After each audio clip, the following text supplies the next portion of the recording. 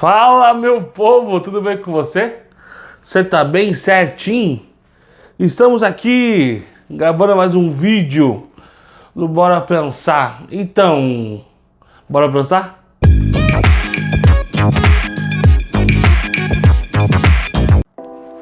E o texto que a gente vai ler hoje, versículo 11, eu quero começar e dividir esse texto em duas partes, tá bom?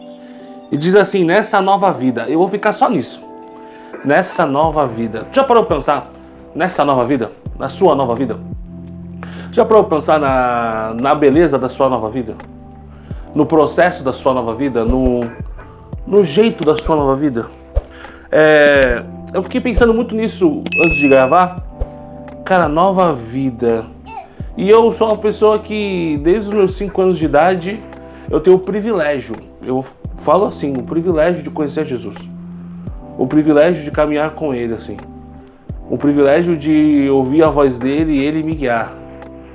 Desde os meus 5 anos de idade. Tive as minhas dificuldades, as minhas indas e vindas, mas desde os meus 5 anos de idade, Ele cuidou de mim, Ele cuida de mim e Ele me protege, saca? Eu não sei explicar isso, mas eu lembro como que foi.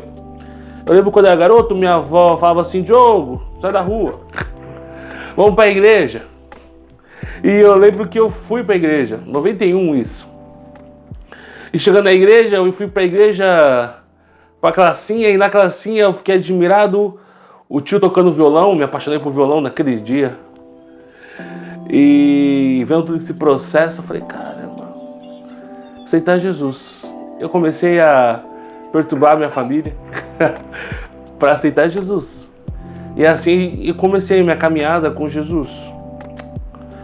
E no meio desse processo todo, como toda caminhada de crescimento, passei pela adolescência, fui rebelde, bati o pé, falei que não queria Jesus, mas Jesus sempre esteve comigo, sempre me protegeu, nunca me deixou. Bati o pé e falei: não preciso de Jesus.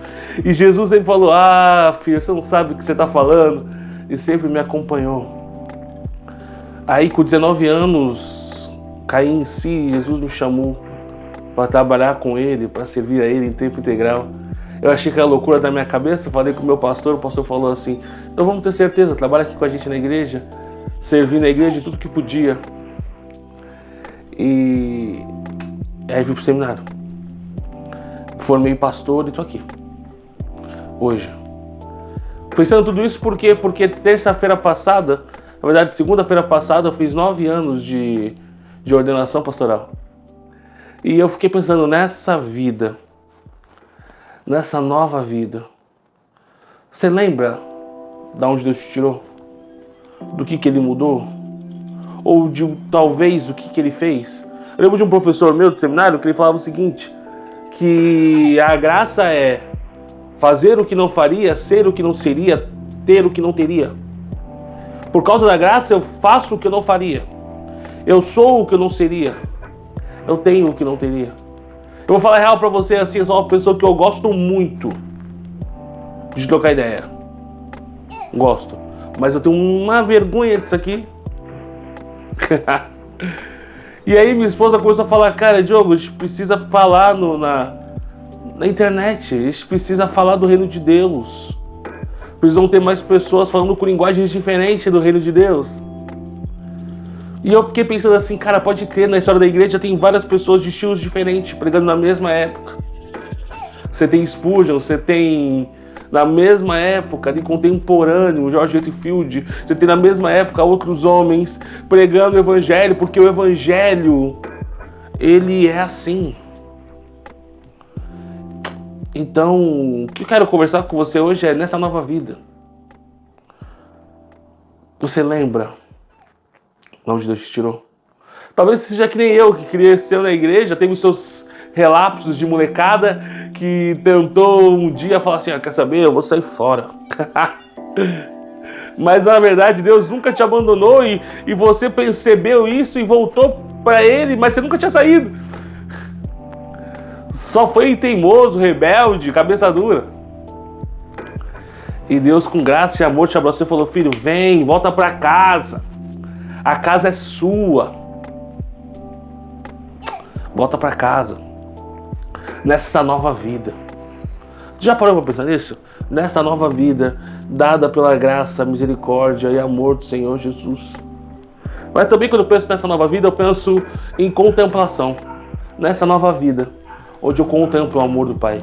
Nessa nova vida, onde eu contemplo o que o Senhor fez. Nessa nova vida, que contemplo como o sacrifício de Jesus Cristo na cruz há 2000 anos atrás é eficiente, eficaz para mudar minha vida hoje.